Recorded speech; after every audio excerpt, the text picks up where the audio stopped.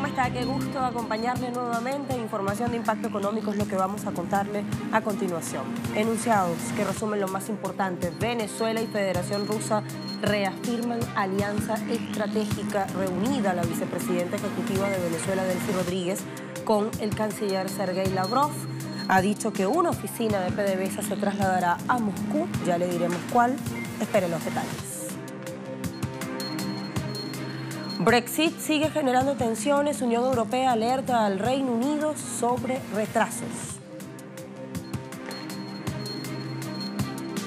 Concentración de riquezas. Ese es el tema de análisis que tenemos en nuestro expediente económico. Si le parece, comenzamos con detalles.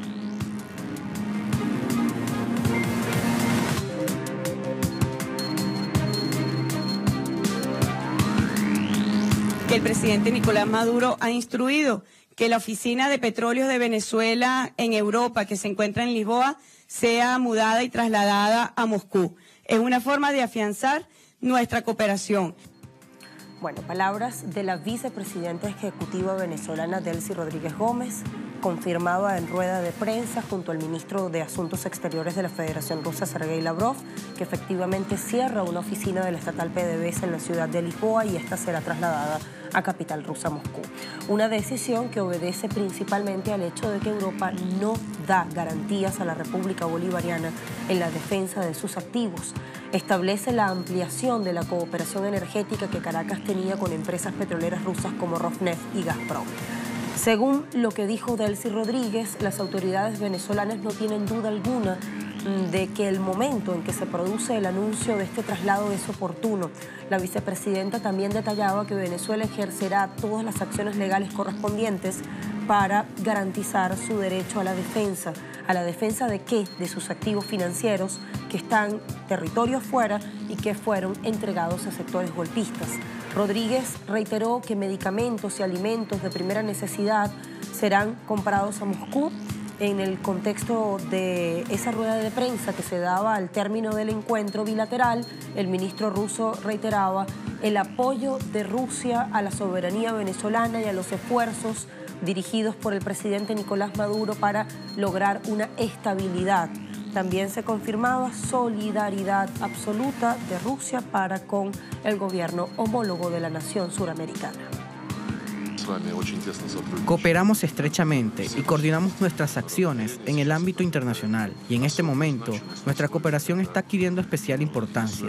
En las circunstancias en que Venezuela enfrenta un ataque frontal y una intervención descarada en sus asuntos internos, contrarrestaremos categóricamente tales intentos y defenderemos los ideales, normas y principios de la ONU.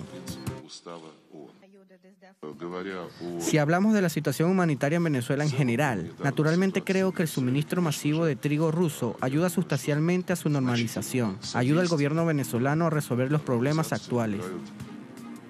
Venezuela y Rusia desde hace casi 20 años han estrechado profundamente los lazos de hermandad y cooperación, con la visión de construir un mundo multipolar donde el intercambio de ambas naciones sea una relación ganar-ganar, basada en el respeto, diálogo y aporte mutuo. Las relaciones entre Caracas y Moscú son consideradas de suma importancia por ambas partes. Estas se engloban en la Comisión de Alto Nivel Venezuela-Rusia, creada en 2001. En ese marco se han elaborado los instrumentos para la creación de proyectos en distintas áreas y la firma de acuerdos de cooperación sobre sus activos estratégicos como el petróleo, el gas y la visión geopolítica que impulsan ambos países. Desde 1999 Venezuela y Rusia han estrechado sus relaciones y desde entonces ambos países cuentan con más de 261 acuerdos suscritos en los sectores agrícola, petrolero, gasífero, industrial y militar. Ambas naciones ya cuentan con varias empresas conjuntas en la faja petrolífera del Orinoco Hugo Chávez, territorio que posee las reservas de hidrocarburos certificadas más grandes del mundo.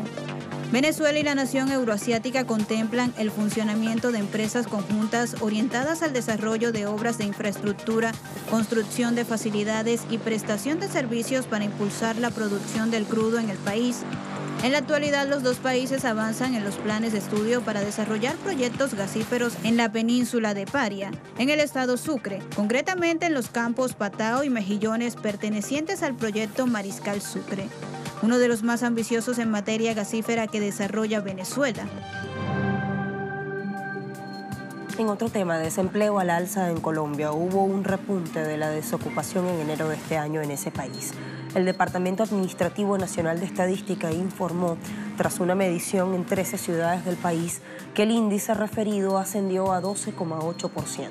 Esto es un aumento de 1 punto porcentual en contraste con lo que ocurrió en el mismo mes en 2018. En lo que respecta a la informalidad, el DANE destacó que el índice llegó en 2018 a 48,2%. A principios de este 2019, unas 298.000 personas entre 25 y 54 años de edad quedaron sin empleo en los sectores de comercio, hotelería y restaurantes. Estos son los que registraron más despidos. Cúcuta y Chocó fueron las dos ciudades colombianas con el peor desempeño en el mercado laboral.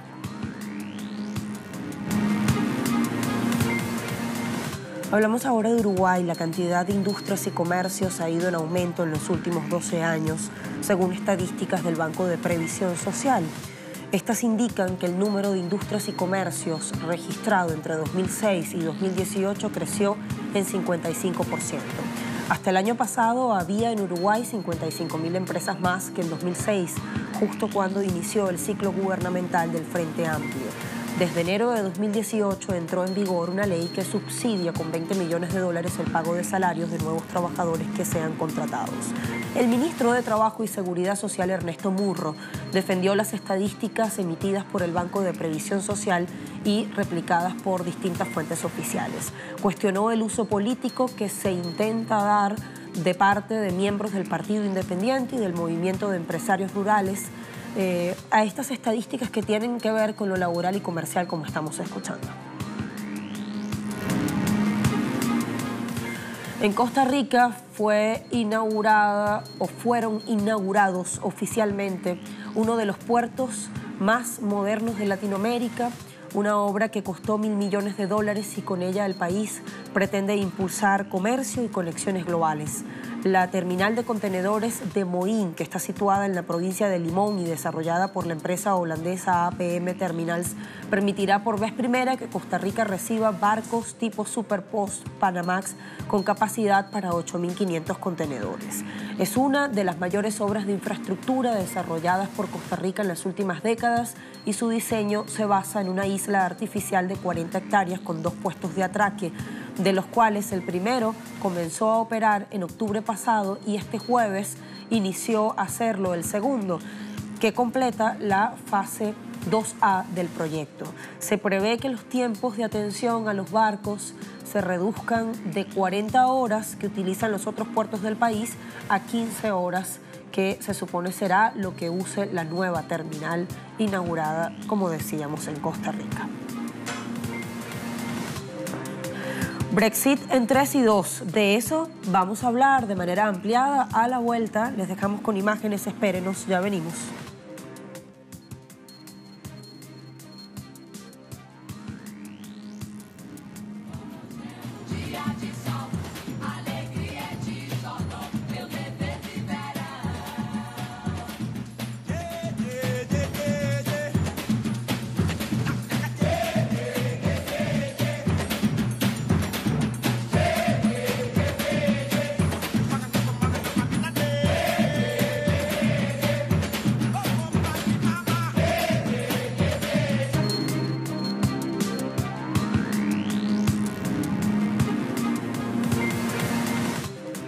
Más información. El divorcio europeo fijado para el venidero 29 de marzo solo puede extenderse si hay un objetivo claro en lugar de solo intentar retrasarlo. Así de enfático fue Michel Barnier, jefe negociador del Brexit por la Unión Europea. Este repitió que Londres tiene que tomar una decisión sobre su acuerdo de retiro en lugar de intentar retrasar la fecha de salida. Desde el bloque común se ha destacado que el divorcio europeo de suceder debe tener lugar antes de las elecciones parlamentarias, las del Parlamento Europeo, porque sería absurdo, dijo, para un país que desea abandonar la Unión Europea votar por su legislatura. Según el cronograma, el Parlamento británico votará sobre el acuerdo revisado de Brexit antes del 12 de marzo próximo. Si vuelve a rechazar el acuerdo, el Parlamento votará el 13 de marzo, si se va o no. Si también se rechaza el no acuerdo Brexit, el Parlamento votará el día 14 sobre si retrasar o no la fecha inicialmente establecida para la concreción de esta separación.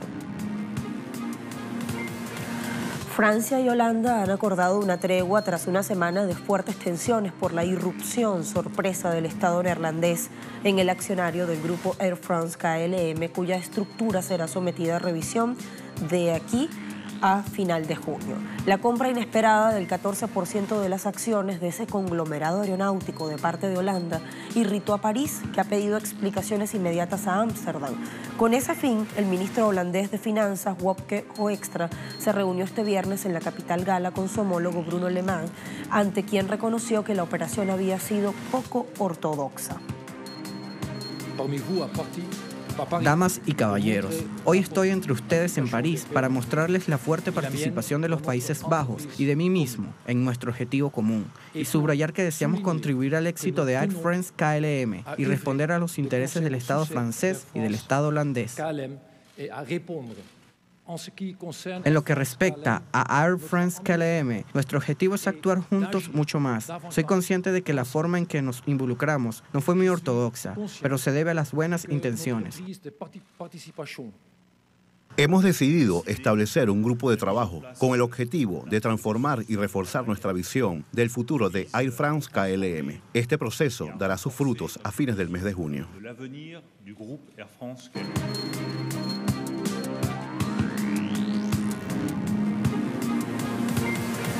En China se desarrolló una feria de empleo específicamente en Otán, al noroeste del país, como un esfuerzo para impulsar el empleo de mano obra excedente en las áreas rurales. Allí se presentaron las habilidades que adquirieron más de 750 residentes rurales, que estuvieron capacitándose de forma gratuita en diversas áreas como servicio de limpieza, recepción, cocina, maquillaje, por 45 días. Entre los beneficiados se encuentran 105 provenientes de familias pobres. A la feria de empleo acudieron diversas empresas con el objetivo de adquirir personal nuevo para cubrir cientos de plazas de trabajo. El programa de capacitación gratuita es parte de un plan de alivio de la pobreza de 3 años para las 4 regiones del sur de Xinjiang, Aczu, Kashgar, Otán y la prefectura autónoma de Kyzyl-Suu de Kirgiz, que se encuentran entre las áreas menos desarrolladas de China. La creación de empleos ha sido una de las principales prioridades para los funcionarios de Xinjiang para combatir la pobreza. Las estadísticas oficiales mostraron que la región autónoma ayudó a 537,000 personas a salir de la pobreza en 2018. La concentración de riqueza, un problema que tanto preocupa porque ensancha la brecha de desigualdad, o la brecha, digo bien, de desigualdad entre ricos y pobres, pero que nada ocurre para subsanar este problema. De eso va nuestro expediente. Pausa y venimos con más en breve.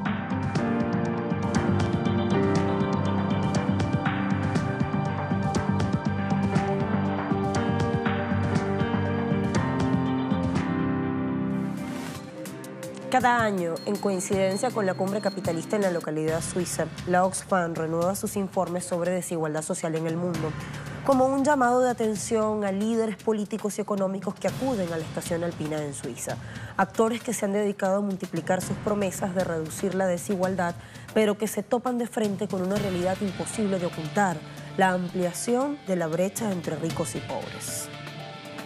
Desde hace ya un tiempo vienen sonando las trompetas de la recuperación económica, la salida de las crisis y la bajada significativa de las tasas de paro.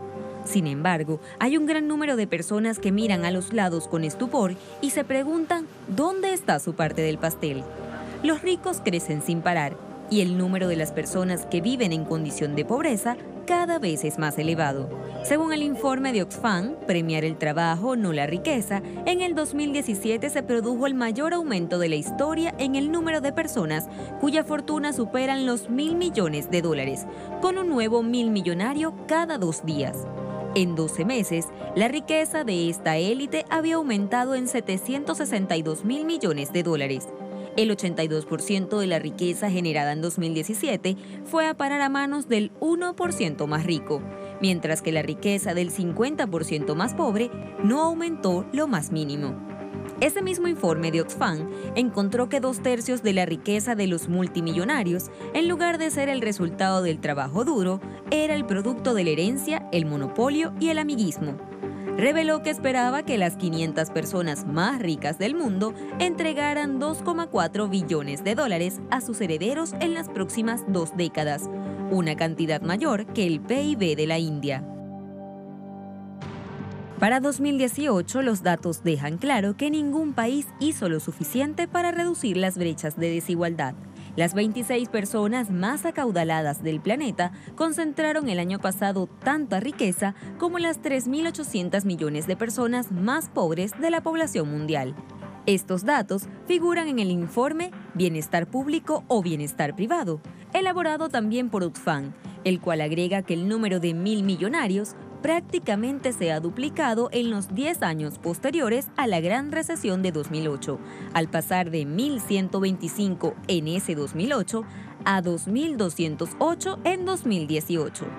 Estima que la riqueza apropiada por los billonarios de todo el mundo creció en $900.000 millones durante el 2018. Las cifras equivalen a $75.000 millones por mes, $2.500 millones diarios, $104 millones cada hora o 1,7 millones por minuto. La riqueza de Jeff Bezos, dueño de Amazon, alcanzó el año pasado $112.000 millones, lo que equivale al 1% del presupuesto de salud de Etiopía. Mientras tanto, 3.400 millones de personas viven con menos de $5,50 al día. La investigación explica que el crecimiento patrimonial de los billonarios estuvo acompañado por una reducción del 11% en la riqueza correspondiente a la mitad más pobre de la población mundial. Las estimaciones realizadas por la organización no gubernamental responden a 2 fenómenos: el deterioro de los sectores vulnerables y el crecimiento de los recursos controlados por las personas más ricas. Este panorama mundial lleva a que la Oxfam haga sus señalamientos contra esos gobiernos que, si bien hablan de recuperación y estabilidad económicas en sus respectivos países, no propician un mejor y más equitativo reparto de la riqueza, que se dedican a acelerar la apertura neoliberal de sus economías sin importar la erosión de los derechos de los trabajadores, a recortar presupuestos, privatizar sectores de la economía y atacar la libertad de expresión para acallar las protestas que produce justamente esa situación de desigualdad. Según el informe internacional, el sistema actual es incapaz de reducir la desigualdad y la pobreza, así como de mejorar la igualdad de oportunidades para que todas las personas puedan disfrutar de sus derechos. Bajo esa premisa, la ONG insta a los gobiernos a que garanticen que las economías funcionen para todas las personas y no para una afortunada minoría, implementando una serie de medidas. Entre ellas está universalizar la provisión gratuita de servicios públicos como la salud y la educación, que funcionen también para las mujeres y las niñas. A contramano de las exigencias de los organismos multilaterales como el Banco Mundial y el Fondo Monetario Internacional, reclama dejar de apoyar la privatización de los servicios públicos.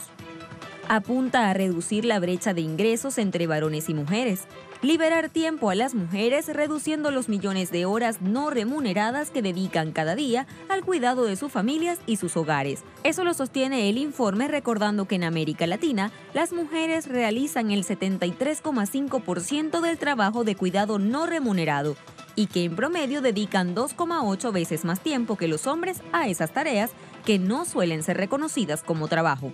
Y en tercer lugar, plantea limitar los abusos que se canalizan a través de la red global de paraísos fiscales y financieros. Poner fin a la carrera a la baja en la tributación de las personas más ricas y las grandes empresas.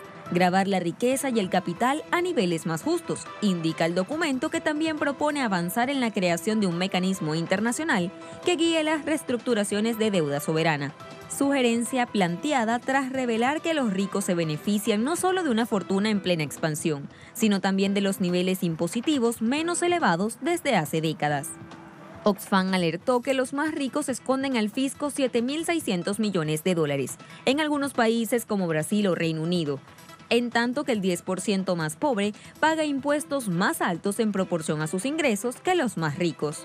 Advirtió que los países pobres pierden $170.000 millones en ingresos fiscales cada año por la evasión de las grandes empresas y fortunas que podrían destinarse a servicios públicos básicos. Oxfam señala que muchos gobiernos están alimentando esta crisis de la desigualdad con sus políticas, porque gravan de manera insuficiente las grandes empresas y fortunas y no consiguen recortar la evasión fiscal.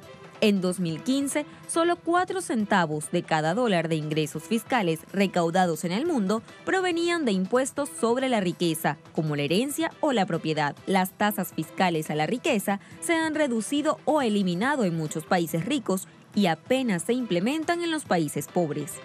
Oxfam estima que si el 1% más rico pagase solo un 0,5% adicional de impuestos sobre su riqueza, podría recaudarse más dinero del que costaría educar a los 262 millones de niños que no asisten a la escuela y brindar atención médica que podría salvar la vida a 3,3 millones de personas.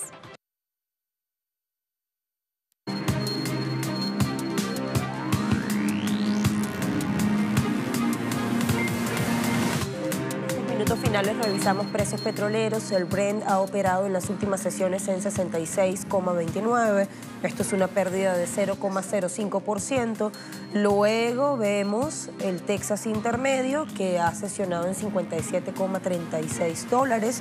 En este caso ha habido un repunte de 0,27%, o lo que es igual en dólares 0,15. Y la cesta OPEP también ha subido 0,31%. Se ubica en $65,28. Así llegamos al final de nuestra emisión de Impacto. Gracias como siempre por acompañarnos. Manténgase en sintonía de Telesur. Hasta una próxima.